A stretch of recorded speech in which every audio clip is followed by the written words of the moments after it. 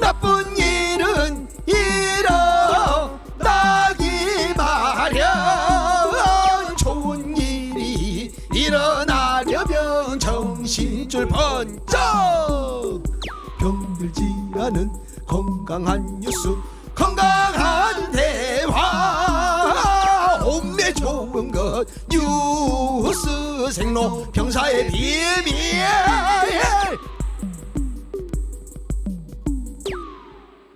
뉴스의 본질, 뉴스의 비밀을 파고드는 시간, 뉴스 생로병사의 비밀 시작합니다.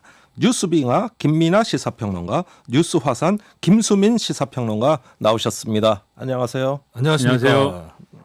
힘이 없어요. 힘은 빙하에 힘이 있으면은 어떻게 예. 되겠습니까? 빙하는 힘이 없이 물이 흘러가면 흘러가는 대로, 날씨가 추워지면 추워지는 대로, 더워지면 더워지는 대로 녹았다가 얼었다가 녹았다가 얼었다가 이러면서 생명을 유지하는 것이죠. 오늘 아주 추운 뉴스를 준비해 오신 것 같은데 네. 검찰 소식이군요. 특활비 논란. 네, 소개. 그렇습니다. 이 오늘 비밀이 많은 뉴스예요, 이거. 그렇죠. 근데 또 보면은 비밀이 밝혀질 것도 같고 밝혀지지 않을 것도 같고 네. 비밀이 있는 것도 같고 없는 것도 같고 네. 알 듯 모를 듯한 뉴스들이 나오고 있습니다. 네. 자, 먼저 현장 검증에서 김용민 의원이 한 이야기 들어보겠습니다. 대검이 그동안 특활비를 제대로 증빙 없이 사용했다라는 여러 가지 의혹들이 제기되고 있어서 그 부분에 대해서 좀 철저하게 보겠습니다. 증빙이 있는지 아니면 적절한 곳에 썼는지, 저희가 예산 결정한 대로 제대로 활용했는지 이런 것들을 좀 꼼꼼하게 보겠습니다. 네, 오늘 그 현장 검증에 임하는 김용민 더불어민주당 의원이 한 얘기인데요. 국회 법사위가 대검과 법무부 특활비 내역 검증하기로 했다죠? 그렇죠. 그래서 한 2시부터 한 3시간여 동안 검증을 했고 네. 이제 끝난 상황인데 네.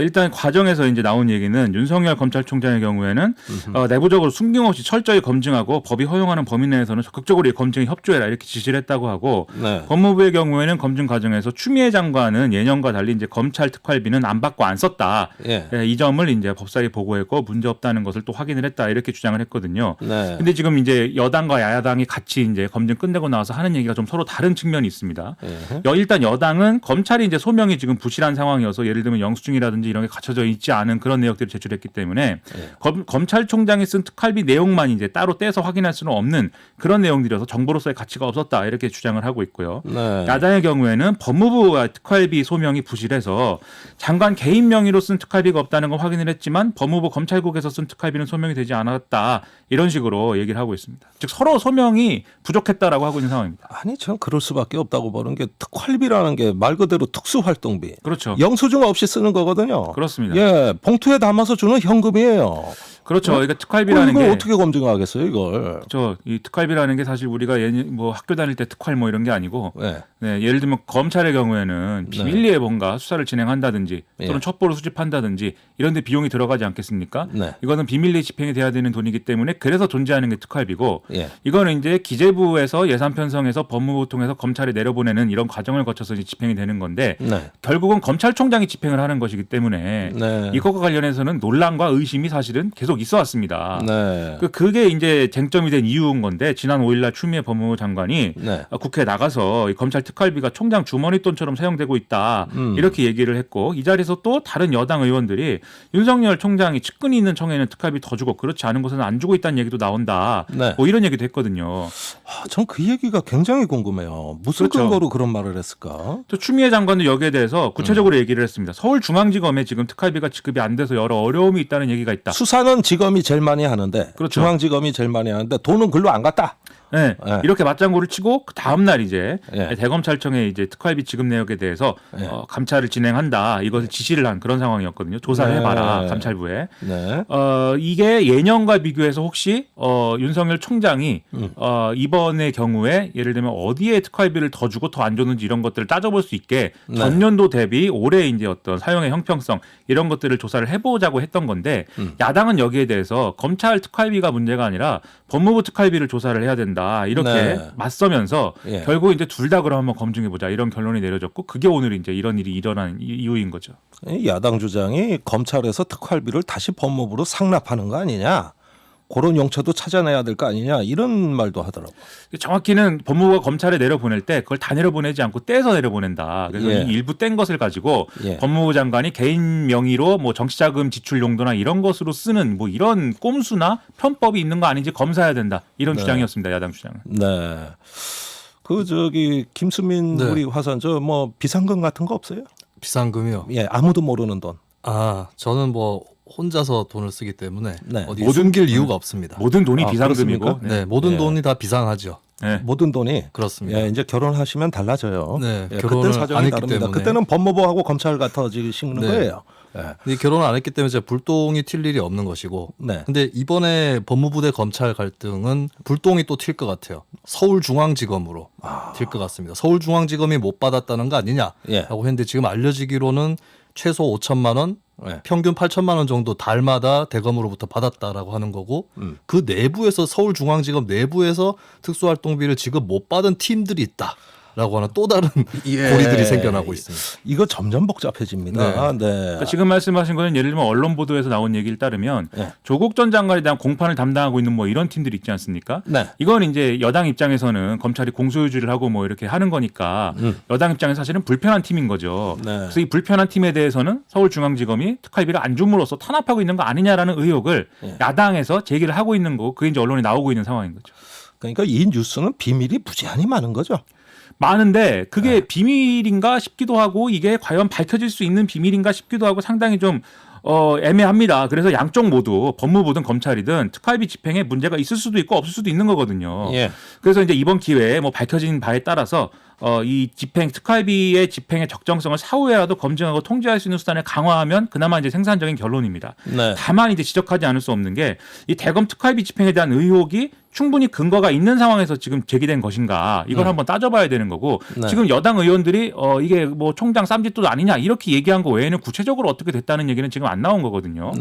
그래서 이 상태에서 장관이 이 특활비 문제를 한번 들여다봐야 된다라고 국회에서 답변을 하는 과정이 네. 매끄러운 과정으로 진행된 거냐 정당한 것이냐 이건 한번 따져봐야 될 필요가 있겠고요. 그리고 이런 지시가 결국 이렇게 특활비 문제를 들여다보자고 하는 목적이 탈원전 수사를 지금 검찰이 하고 있는 거에 대해서 굉장히 정권이 불편해하고 있기 때문에 그걸 방해하고자 하는 목적이 있는 거 아니냐 이런 불필요한 오해로까지 번지고 있다. 이 점을 좀 직시를 해야 될 것 같고요. 예. 그리고 또 이 오해가 증폭되는 과정에 윤석열 총장이 지난 국정감사에서 정치 참여의 가능성을 열어놨기 때문에 또 갈등과 오해가 증폭되는 측면도 있습니다. 그래서 여기에 대해서는 검찰총장이 무슨 해명을 했으면 좋겠습니다.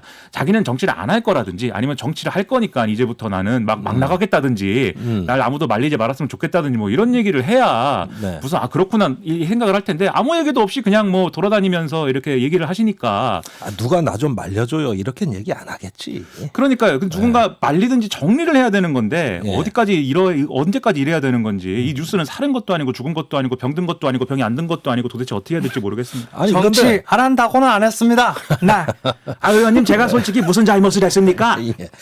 자 이게 앞으로 뉴스가 계속 나오기 때문에 뉴스 자체는 생이에요.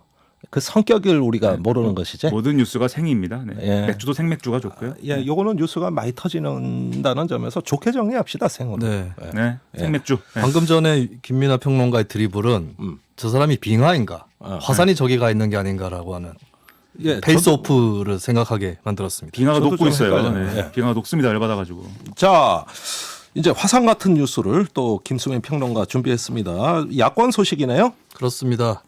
안철수 대표가 국민의당 최고위원회에서 다시 한번 야권 재편을 제안을 했고 여기에 국민의힘 김종인 비상대책위원장 또다시 선을 긋는 모습인데요. 네. 근데 한편으로는 또 장제원 의원이라든지 호응하는 의사들도 나오고 있습니다. 여기도 어지럽네. 네, 예. 왜 나오고 있는지 야권 재편론 한번 짚어보겠고요. 일단은 안철수 대표하고 김종인 위원장 예. 무슨 얘기했는지 들어보시겠습니다. 네. 저 나름대로 생각한 그 유일한 결론이 그 야권의 재편입니다. 그래서 완전히 그 다른 모습들을 보여주는 겁니다.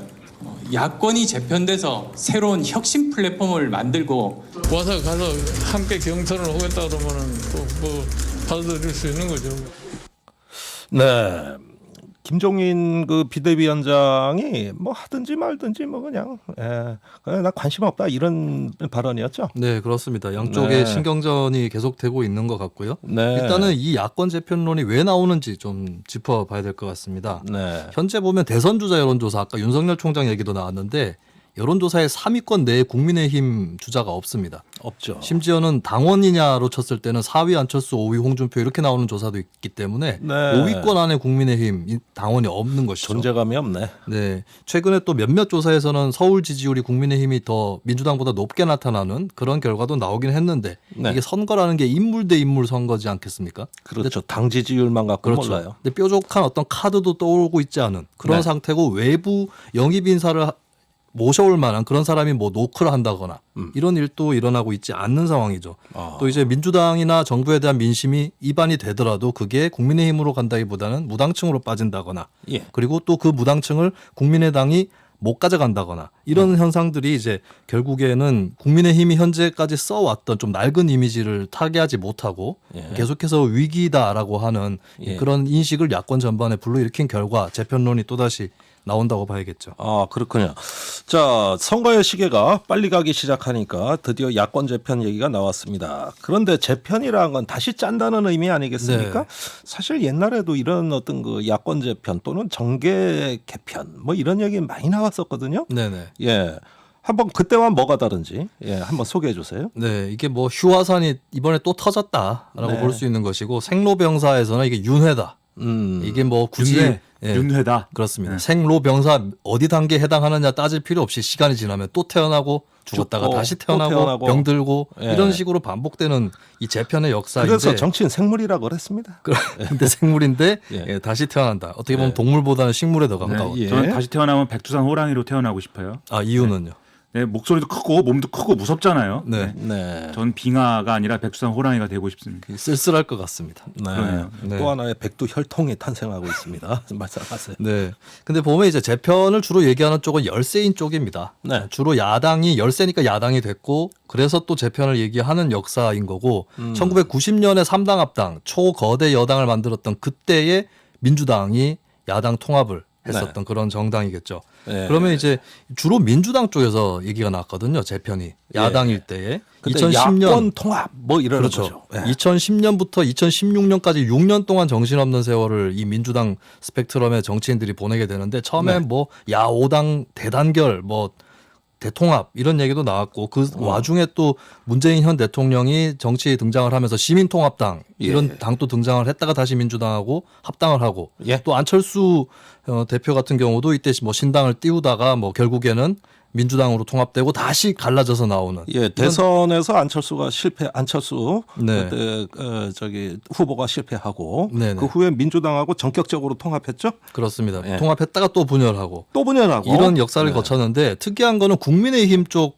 정당 같은 경우는 뭐 야권 재편이라는 이름으로 덩치를 더 키운다거나 통합한 역사는 별로 없었다는 겁니다. 그만큼 좀 넉넉한 대규모 기반이 있었다라고 하는 건데 박근혜 전 대통령 파면 이후로 네. 이 기반이 이제 대거 흔들리면서 결국에 재편이라는 길까지 모색이 되고 있는 거죠. 아, 그렇군요. 근데 변함이 없는 건 항상 이거예요. 뭐 다른 논리보담도 우리가 약하니까 뭉쳐야 이긴다. 네. 예, 이것은 계속해서 되풀이되는 논리라고 볼 수 있겠습니다. 지금의 여당은 그게 익숙하거든요. 여러 세력들이 있고 소위 말하면 가치의 연대라는 게 뭔가 힘이 하나마다 있습니다. 뭔가 민주주의를 뭐 해야 된다든지 독재를 타도해야 된다든지 아니면 뭔가 하여튼 사회를 진보시켜야 된다든지 이런 뭔가 가치에 기반한 그런 것들이 있기 때문에 사실 항상 재편론이나 이런 것들이 불이 붙기가 쉬운 환경이었고 그 힘을 가지고 추진된 측면이 있는데 이 보수 정치는 그게 없는 상황에서 계속 이어져 왔습니다. 그래서 분열을 하면 다시 합치기가 항상 좀 어렵고 그리고 합치기 위한 여러 조건들은 결국은 각각의 이해관계를 어떻게 조정하느냐에 이제 국한돼서 논의가 진행되고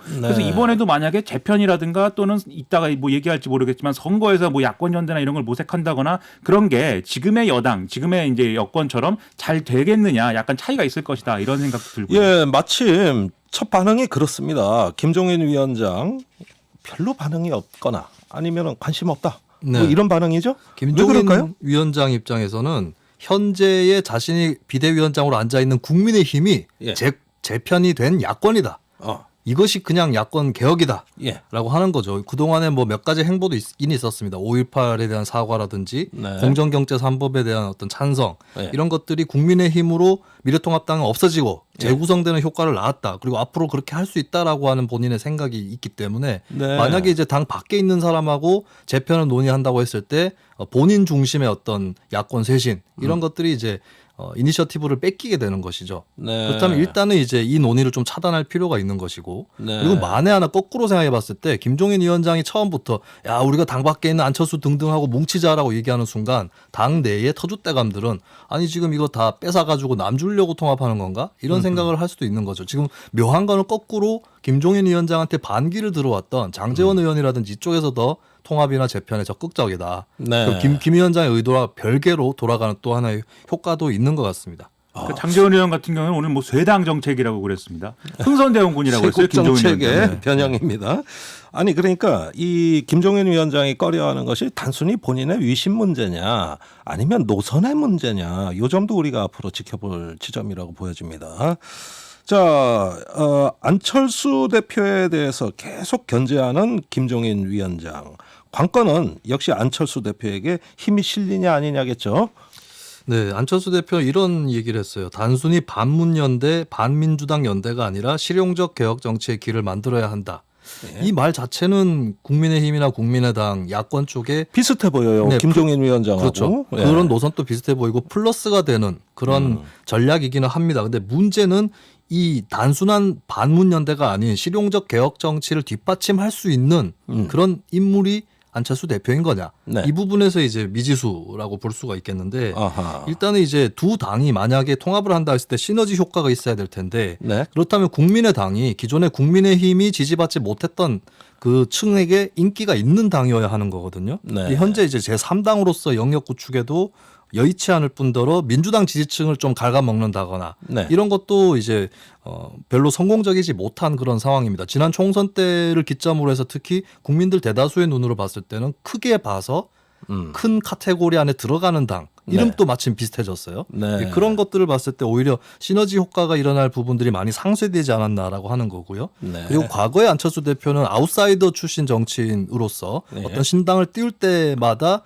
에너지를 만들어냈는데 이제는 이분은 신당 창당 전문가 같아요. 그렇습니다. 네. 뭐 안철수 대표 이전에는 불가능해 보였던 정계 개편도 어느 정도 이루어졌었단 말이죠. 네. 근데 현재는 안철수 대표는 기성 정치인의 이미지가 훨씬 강해졌습니다. 네. 그렇다면 과거의 그 동력을 다시 얻을 수 있을 얻을 수 거냐? 있을 것이냐. 예, 그래서 제가 봤을 때 오히려 이 다른 변수가 있다. 예. 안철수 변수가 아니라 홍준표 변수가 더 강한 건 아닌가 이런 생각도 아하. 들어요. 만약에 예. 이제 그 국민의힘의 현재 김종인 위원장을 필두로 한 중도 확장 행보에 대한 반발 세력이 보수성이 강한 세력. 그렇죠. 예. 구보수라고 할 수 있는 세력이 홍준표 대표라든지 이쪽을 중심으로 또 다른 정계 개편을 모색하면 그러면 또 국민의힘이 분열된다면 만약에 그러면 국민의힘이 오히려 거꾸로 좀 그러니까 신당처럼 그렇게 통합이 되는 비춰질 게 수 있는 아니라 거죠. 거꾸로 분열이 될 수도 있다. 그러니까 김종인 위원장 이 입장에서도 말씀. 이거는 막고 있는 건데 그래서 네. 사실 김종인 위원장의 행보가 그렇게 시원시원하지만은 않은 거죠 사실. 네. 그런데 이제 여기서 관건은 말씀하신 것 중에 결국은 재보선을 가지고 어떻게 치를 거냐의 문제는 1차적으로 그 문제 아니겠습니까?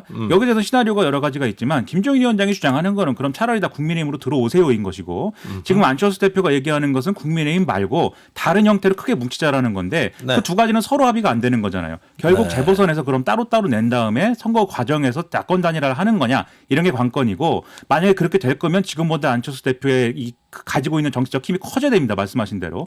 그래서 일각에서 또 주목을 하는 것은 금태섭 전 의원이 그러면은 이런 이제 야권 재편의 과정에서 무슨 역할을 하는 거냐. 이런 힘이 없는 쪽에 가서 힘을 실어주는 어떤 무게추 역할을 하는 거냐. 뭐 이런 것까지 얘기가 여러 시나리오들이 이런 저나 김수민 같은 이런 평론가들이 막 얘기를 하고 있는 그런 상황이고 네. 이런 언론 보도가 많이 나오고 있습니다. 알겠습니다. 자, 잠시 후에 돌아오겠습니다.